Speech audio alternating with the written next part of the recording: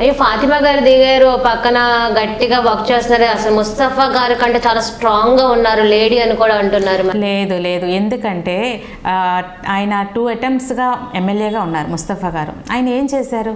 1,00,000 రూపాయల అభివృద్ధి పనులు కూడా నేను చేసుకోలేకపోతున్నానని కౌన్సిల్లో వచ్చి గొడవ చేశారు. అంటే ఆయన ఏం అభివృద్ధి చేయలేదనే తెలుస్తుంది కదా. ఒక బీఆర్ స్టేడియంనే చూసుకోవచ్చు మనం. బీఆర్ స్టేడియం ఏం డెవలప్ అయింది? మేము చిన్న పిల్లలం అప్పుడు ఎట్లా ఉందో ఇప్పుడు అట్లాగే ఉంది. ఏం అభివృద్ధి చేశాడు ఆయన? ఆయన అసెంబ్లీలోకి వెళ్ళి ఫైట్ చేసి నిధులు తీసుకొచ్చి అభివృద్ధి చేయొచ్చు కదా. ఆ కౌన్సిల్కి వచ్చి నాకు 1,00,000 రూపాయల పనులు జరగట్లేదని ఇదవపోతే. ఇప్పుడు ఫాతిమా గారు వచ్చిన తర్వాత గ్రౌండ్ లో వర్క్ బాగా జరుగుతుంది, అంటున్నారు.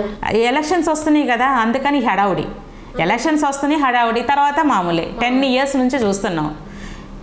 వ్యతిరేకత మాత్రం చాలా ఉంది ముస్తఫా గారి మీద. ఎందుకంటే మేము ప్రతి ఇంటికి వెళ్తున్నాం. తూర్పు నియోజకవర్గంలో నజీర్ అహ్మద్ గారితో పాటు మేమందరం కార్పొరేటర్లం కానీ అందరం వెళ్తున్నాం.